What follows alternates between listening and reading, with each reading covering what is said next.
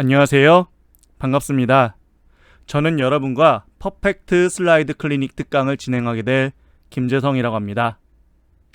우선 간단하게 제 소개를 드려보도록 하겠습니다. 말씀드렸다시피 제 이름은 김재성이라고 하고요. 저는 퍼펙트 프레젠테이션 시즌 2와 퍼펙트 슬라이드 클리닉 위드 파워포인트라는 책을 저술한 저자이기도 합니다. 특히 이번 퍼펙트 슬라이드 클리닉 위드 파워포인트 강의에서는 같은 제목의 책이 교재로 쓰이게 됩니다. 이 강의에서는 슬라이드를 어떠한 형식으로 개선하는지 이것을 중점을 두고 강의를 구성했습니다.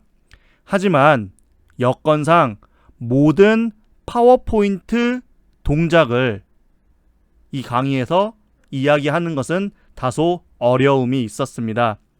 하지만 자세하게 파워포인트를 사용해서 슬라이드를 만드는 동작 하나하나는 퍼펙트 슬라이드 클리닉 서적을 참고하시면 아실 수 있으며 대부분의 이야기는 이곳에서 중요 요소를 담아 파워포인트에서 어떠한 식으로 구성을 할 수 있는지에 대해서도 수록하여 두었으니 강의와 서적을 서로 어떠한 식으로 활용할지 알아두시면 좋겠습니다.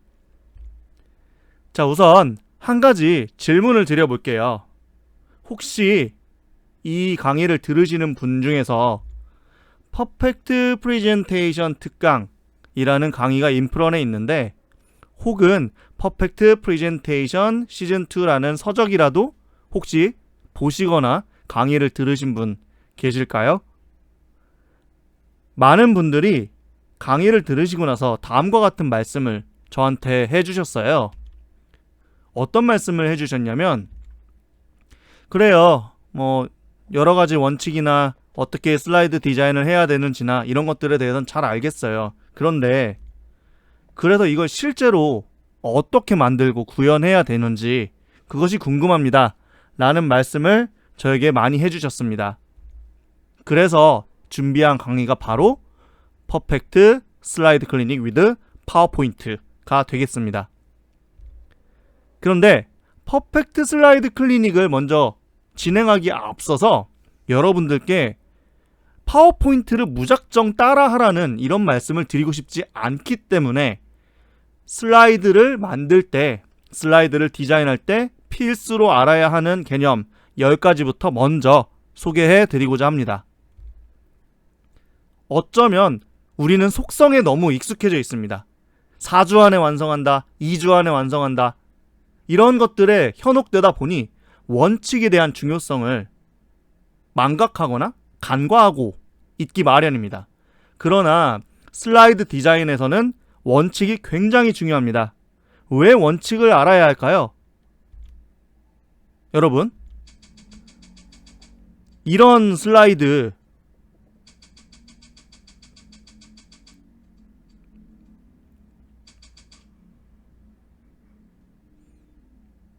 만약 여러분이 발표장에서 다음과 같은 슬라이드를 봤다고 가정해 보겠습니다. 어떠십니까? 와, 이건 진짜 너무 못 만들었다라는 생각이 딱 드시겠죠? 그런데 우리가 경계를 해야 될 것은 이렇게 못생긴 슬라이드만이 아닌 겁니다. 다음 슬라이드 한번 보실까요? 얼핏 보면 이번 슬라이드는 굉장히 깔끔하게 잘 만들어진 것 같습니다. 그런데 이것이 만약에 여러분들의 프레젠테이션 슬라이드라면 이건 잘 만든 슬라이드일까요? 잘 만든 슬라이드라고 생각하시는 분 계신가요? 만약에 잘 만든 슬라이드라고 생각을 하신다면 혹은 이건 잘 못 만들었는데? 라고 생각을 하신다면 왜 그렇게 생각하실까요?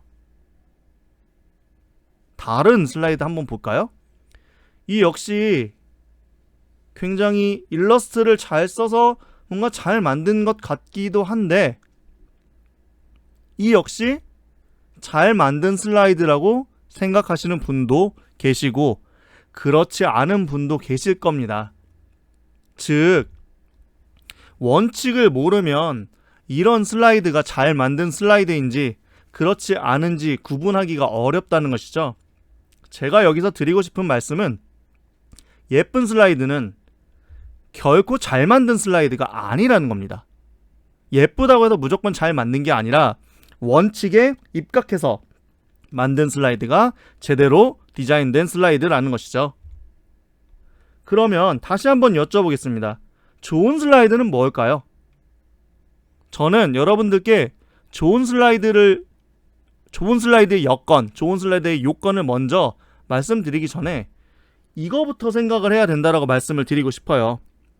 즉, 좋은 프레젠테이션은 무엇일까요? 조금 더 구체적으로 생각을 해보면 내일 있을 학기말 발표, 취업이나 면접 프레젠테이션, 임원보고, 투자유치 PT 이런 거 왜 합니까? 왜 하긴요. 학점 잘 받고 입사시험 합격하고 업무가 성공적으로 진행되고 있고 투자자들에게 자금을 모으기 위해서 하겠죠. 즉, 프레젠테이션의 목적은 청중을 이해시키는 것을 넘어서 청중이 행동하게끔 만드는 겁니다. 여러분에게 에이프를 주게 하고 여러분에게 투자를 받게 하고 여러분의 업무가 잘 진행되고 있다는 것을 상사가 알 수 있게끔 하는 그런 것들, 행동을 하게 만드는 프레젠테이션이 제대로 된 프레젠테이션이라는 것이죠. 그런데 슬라이드는 프레젠테이션을 구성하는 한 가지 요소예요. 당연히 청중을 행동하게끔 슬라이드를 디자인해야겠죠. 그래서 슬라이드 역시 청중을 행동하게 만들어야 하기 때문에 무작정 예쁘게만 만드는 슬라이드들, 예쁘게만 만드는 시중의 템플릿들은 의미가 없다는 겁니다. 그래서 앞서 말씀드린 것처럼 원칙이 중요한 거고 그 원칙을 알고 있어야 제대로 된 슬라이드 디자인을 할 수 있기 때문에 주로 파워포인트나 슬라이드를 개선해주는 이 강의에서도 필수 개념 10가지 정도는 가볍게 알고 가시는 것이 좋다고 생각해서 이 부분을 수록해봤습니다.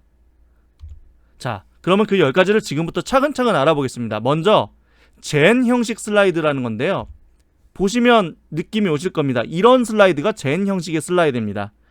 또 다른 예시를 보면 키워드와 고해상도 이미지로 이루어진 슬라이드들을 젠 형식의 슬라이드라고 이야기하는 것을 알 수가 있어요.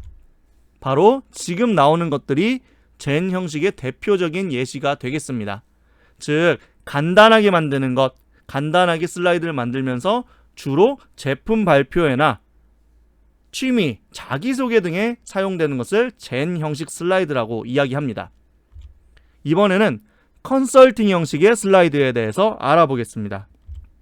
지금처럼 글이 많고 구조화가 되어 있는 것 같은 이런 슬라이드들을 컨설팅 형식의 슬라이드라고 이야기합니다. 컨설팅 형식의 슬라이드는 단순하게 글이 많은 것이 아니라 그 구조를 가지고 있기 때문에 자료의 양이 많더라도 청중이 이해할 수 있게끔 구성한 것이 컨설팅 형식의 슬라이드가 됩니다. 다시 한번 자세히 알아보면 가장 위에 제목이 있고 그 다음에 나오는 2줄 정도의 문장이 바로 헤드 메시지라고 하는 것입니다. 그리고 이 헤드 메시지는 주장을 담고 있는데요. 이 주장을 나머지 본문에서 뒷받침한다라고 봐주시면 되겠습니다. 세 번째는 정보의 단순화입니다. 정보의 단순화에는 2가지 종류가 있습니다. 첫 번째는 정보의 종류를 단순화하는 것이고요. 두 번째는 정보의 양을 단순화하는 것입니다. 정보의 종류를 단순화한다는 것은 우리가 가지고 있는 감각기관, 즉 5감 중에 한 번에 한 개의 감각기관만 반응하게끔 프레젠테이션을 구성해야 한다는 것이고요. 정보의 양은 종류가 한 가지라 하더라도 한꺼번에 너무 많은 양의 정보를 청중에게 노출하면 청중 주목도가 떨어진다라는 것을 의미합니다. 이번에는 SIT 원칙에 대해서 알아보겠습니다. SIT 원칙은 말 그대로 프레젠테이션에서 가장 많이 활용되는 감각기관, 즉 시각과 청각을 장악한다는 것인데요. 한 번에 하나만 정보를 노출한다는 Single Information at a Time 입니다. 즉 발표자가 이야기를 하고 있을 때에는 슬라이드를 청중이 주목할 필요가 없게 디자인하고, 슬라이드를 읽어야 할 때에는 발표자가 발언을 줄임으로써 청중이 한 번에 한 가지의 감각기관에서만 정보를 받아들일 수 있게끔 하는 것이 바로 SIT 원칙이 되겠습니다. 그 다음으로 알아야 할 원칙은 역발상 이미지 검색법입니다. 이게 무슨 말일까요? 키워드를, 즉 이미지를 검색할 때의 키워드를 구체적인 명사로 검색을 해야 된다는 것이 역발상 이미지 검색법입니다. 왜 그럴까요? 여러분, 지금 보시는 것처럼 스테이크나 피자, 버거, 파스타, 아이스크림, 배가 고프죠? 네, 이렇게 현재의 실체가 존재하는 것들은 검색이 쉽습니다. 스테이크는 그냥 스테이크라고 검색하면 나오고, 아이스크림은 아이스크림이라고 검색하면 나오기 때문이죠. 그런데 어려운 것은 저런 오브젝트 검색이 아니라 이런 것들입니다. 엮임, 빠름, 지혜, 최신, 흠모, 고결, 미래. 굉장히 찾기 어려울 거예요. 이 단어를 그대로 넣었을 때 우리가 바라는 형태의 이미지가 나올 확률이 낮습니다. 그래서 이런 추상명사를 검색하는 게 굉장히 어려운 일인데요. 잠깐 설명을 드려보면, 어떤 대상이 있는데 이 대상은 여러 가지 속성을 가지고 그것이 언어로 표현되면서 추상명사가 되는 것입니다. 즉, 우리가 어떤 추상명사를 검색해서 이미지를 찾아야 할 때는 추상명사로 직접 검색하는 게 아니라 바로 이 대상으로 검색한 다음에 그것을 이미지로 찾으면 훨씬 편하다는 것입니다. 그래서 앞서 보여드렸던 이런 어려운 단어들, 이 단어들을 다음과 같이 검색을 하면 훨씬 더 찾기 쉽다는 것이죠. 이것이 바로 역발상 이미지 검색법입니다. 이번에는 시선의 이동 방향에 대해서 알아보겠습니다. 시선의 이동 방향은 여러분이 슬라이드 디자인을 하면서 언제나 지켜야 하는 원칙이라고 보시면 되겠습니다. 굉장히 간단한데요. 시선의 이동 방향은 왼쪽에서 오른쪽으로, 그리고 오른쪽까지 슬라이드를 다 보면 위에서 아래로 내려갑니다. 즉, 우리가 책을 읽는 방향과 일치한다 라고 보면 간단합니다. 이 시선의 이동 방향을 잘 지켜야 청중이 피로감이 덜하고 청중 주목도가 유지되는 슬라이드 디자인을 할 수 있습니다. 이번에는 슬라이드 분할 기법인데요. 슬라이드에 한꺼번에 많은 정보를 노출하면 청중들이 피로해하고 그 정보를 모두 받아들이지 못하는 것을 분할해서 정보를 노출함으로써 청중들이 쉽게 이해할 수 있게끔 하는 것입니다. 예시를 보면 이런 복잡한 컨설팅 형식의 슬라이드도 구획이 나누어져 있습니다. 우선 헤드 메시지가 있고요. 그 다음은 어디를 보겠습니까? 왼쪽에 있는 도형을 보게 되고, 그 다음으로는 오른쪽에 있는 설명을 보게 됩니다. 즉, 굉장히 많은 정보가 담겨 있는 문서라고 하더라도 컨설팅 형식처럼 구조화를 이루면 다음과 같이 정보를 한 번에 조금씩만 노출함으로써 청중들이 받아들일 수 있게끔 만든다는 것을 의미합니다. 이번에는 폴더링 기법인데요. 이 역시 정보의 단순화 중에서 양의 단순화를 이루어주는 슬라이드 분할 기법과는 다른 또 다른 방법입니다. 즉, 이런 식으로 여러 장의 슬라이드를 다음과 같이 계층 구조를 만드는 것입니다. 계층 구도를 만들어서 마치 디렉토리 밑에 하위 디렉토리가 있는 것처럼 하면 한 번에 모두 실을 수 있었던 정보를 쪼개서 4장에 실을 수 있죠. 그만큼 한 장에 담기는 정보의 양이 줄어들고 청중들은 피로도를 덜 느끼게 됩니다. 이것이 바로 폴더링 기법이 되겠습니다. 이번에는 그래프의 주관화입니다. 그래프의 주관화는 일반적으로 만들어진 이런 기본 도형 그래프에서 조금 더 세련되게 디자인을 하는 것에서 그치지 않고 내가 말하는 말을 그래프에 그대로 심어서 청중들이 바로 발표자가 무슨 말을 하려는지를 이해하게끔 만드는 방법입니다. 바로 다음처럼요. 이 그래프에서 핀란드나 세계 평균에 대해서 이야기할 거라고 생각하는 사람은 아무도 없을 겁니다. 즉 그래프만 보더라도 발표자가 어떤 내용을 말하려고 하는구나 라는 것을 알 수 있게끔 하는 것이 바로 그래프의 주관화가 되겠습니다. 마지막 10번째인데요.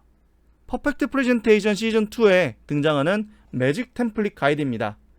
매직 템플릿 가이드는 컨설팅 형식의 슬라이드를 구성할 때 처음에 구조를 잡는 것을 굉장히 어려워하시는 분들이 많은데, 일단 내가 하고 싶은 이야기를 줄글로 모두 적은 다음 그 다음에 그때그때 줄글 사이에 숨어있는 접속사를 찾아내서 그 접속사별로 구조를 만든다는 것입니다. 매직 템플릿 가이드에 대해서는 웹상에서도 이미 설명이 많이 나와 있고, 더 자세한 설명은 퍼펙트 프레젠테이션 시즌 2를 참고하시면 아실 수 있으니 다음과 같은 항목을 보시고 연습해 보시면 좋은 결과를 얻으실 수 있을 것입니다. 간단하게 디자인 10가지 원칙에 대해서 알아봤습니다. 이 원칙을 말씀드리는 이유는 이 원칙을 알고 나머지 강의를 들으시는 것과 전혀 모르시는 상태에서 강의를 들으시는 것이 굉장한 차이가 있기 때문입니다. 오늘 젠 형식 그리고 컨설팅 형식이라는 말씀을 드렸는데요. 왜 젠 형식과 컨설팅 형식에 대해서 알아야 하는지 자세히 설명을 드리지 않았습니다. 젠 형식과 컨설팅 형식은 여러분들이 앞으로 만들어갈 슬라이드의 기본적인 형태가 됩니다. 즉 이것은 주제에 따라서 슬라이드 형식이 결정되게 되는데, 먼저 젠 형식을 어떻게 만드는지에 대해서, 그리고 젠 형식이 무엇인지에 대해서, 젠 형식을 어떠한 순서대로 만들어야 하는지를 다음 시간에 함께 알아보도록 하겠습니다.